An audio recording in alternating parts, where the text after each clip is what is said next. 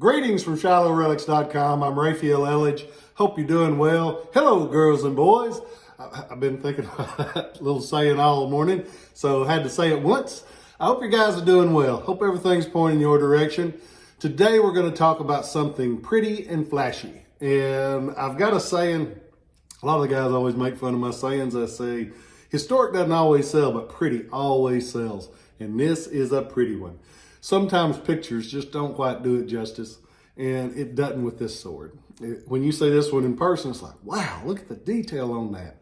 And every time you turn it a different angle, you see something else that kind of jumps out at you. It's like, that is beautiful.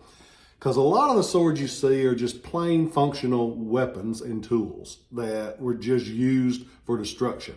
Some of them were a step above that would also be for destruction, but they were designed beautifully. This is one of those beautiful swords. And I love presentation swords. The high quality swords are often referred to as presentation grade swords, meaning that they're nice enough that you could give them to somebody as a gift to show them how much you care about them and how much you appreciate them. This is one of those swords because it's very high quality. And this one actually has on the scabbard between the two mounts, and remember the mounts are the pieces that have the rings that actually allow the sword scabbard to hang from the soldier's belt. Between those mounts, there's a silver plaque that is applied. Excuse me. You can tell these are live because I would cut that out in a heartbeat if I could. There's a silver plaque, and this plaque reads, Valentine J. Galleon by the officers and non-commissioned officers of Company K, 6th Regiment, West Virginia Infantry, as a token of their esteem, and it's dated April 1865. Oh, you see a lot of presentations in April of 1865. Why would that be? That would be because the war had just ended. And they wanted to show those people that had been there for them throughout the war that you appreciated them, that, man, we made it through it. We're still alive. We need to celebrate. And that's exactly what they did. They bought, a lot of times, the people that had meant the most to them really cool things. And this is one of those things. So we know who had the sword. Valentine J. Galleon. We know who he served with, the 6th West Virginia Infantry. And we know when it was given to him. So you've got three of the things you really like to see on a sword, all in one little plaque. Sums everything up for you. Who was Valentine Galleon? Valentine Galleon enlisted on November 1st, 1861 as a sergeant. He served all the way through the war. He served with the 6th West Virginia Infantry, which you don't see many pieces from West Virginia. West Virginia is a stolen state. It was all Virginia, and then they decided they're going to rip half of it off and make it a Union state. So West Virginia became West Virginia. I love my friends in West Virginia, but y'all still live in Virginia as far as I'm concerned. And New Mexico is still part of Old Mexico, if that makes you feel any better as far as I'm concerned. But you don't see many pieces from West Virginia, and much less really cool pieces from West Virginia. This one covers both of them. It's got the history, it's got the soldier. He served all the way to June 10th, 1865 when he mustered out. The sword itself, 36-inch blade, and if you notice, both sides of the blade have a 22-inch etching panel. And the etching, the etching is what they do to bring out detail on the blade. They usually have floral and patriotic designs. This one not only had that, but it had gold wash to bring out that detail even more. You can see traces of that gold wash. The blade is actually French made. Along the top of the blade, you'll see this, and they call that the spine of the blade.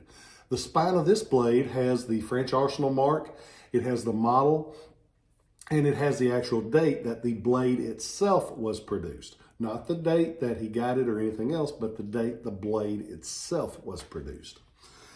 What makes this one really jump out initially is the big handguard. It's got this big, massive cast brass with the eagle. And above the eagle, it's got something cool. And it's one, I don't think I've seen one like this exact one before. It's almost like a lion or a chupacabra or something, but it's sitting there and it's almost roaring, and it's so cool to have that in addition to that big massive brass guard. It has the extra branch there bringing it in. It's just the little detail work that took a hell of a craftsman to make something like this. The sword has the brass backstrap like this, and the backstrap is just a reinforcement piece that goes along the top of the grip, and it usually joins into the piece that brings the sword and guard and grip together, called the pommel cap. This one has an applied piece on top of that pommel. It's another little extra detail work that would not have been easy to do, but it would have been easily lost. This one's still here, and not only is it here, check it out. Bam!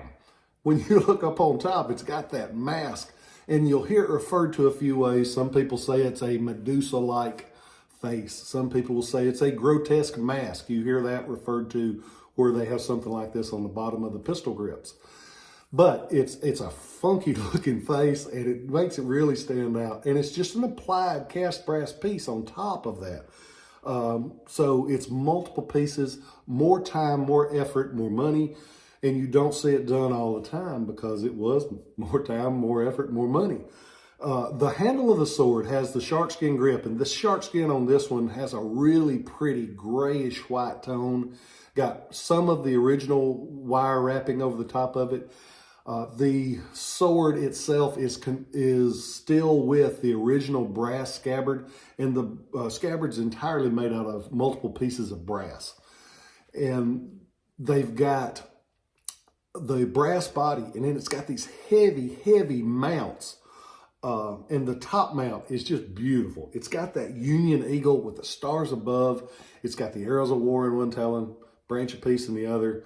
I say a lot, but I still think it's cool. Every time I look at our Great Seal, I'm like, we got best of both worlds. We'll be good to you and bring the branch of peace, and if you don't want it, we'll take these arrows and we'll shove them down your throat. But I digress.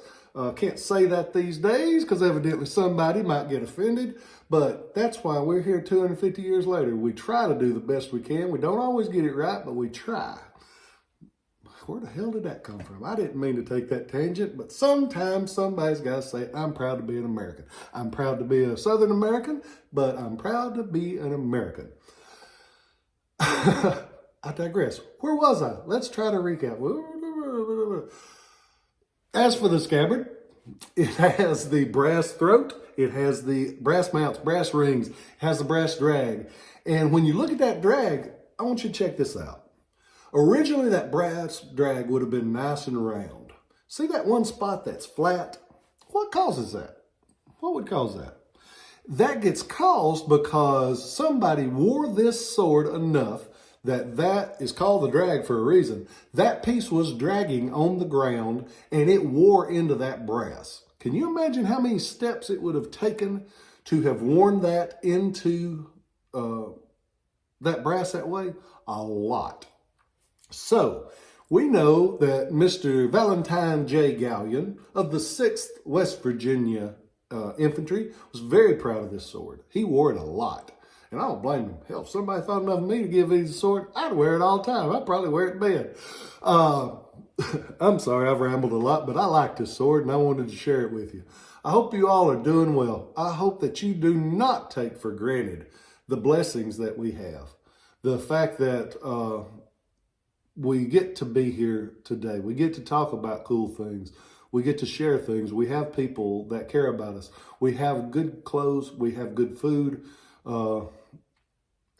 Just don't take it for granted. I've had a few people lately that have lost folks, and damn, it's easy to focus on that bad. Please focus on the good. Focus the positive. If you've only got a can of Beanie Weenies to your name, be thankful for them Beanie Weenies, and we'll try to make it better where you got that and something else the next day. Because people care about you. We got to hang together, be good to folks, tell them hi when you get a chance, open that door for them. Your best friend might be the person that you accidentally bump into. I love you guys. I'll catch you next time, and hang in there.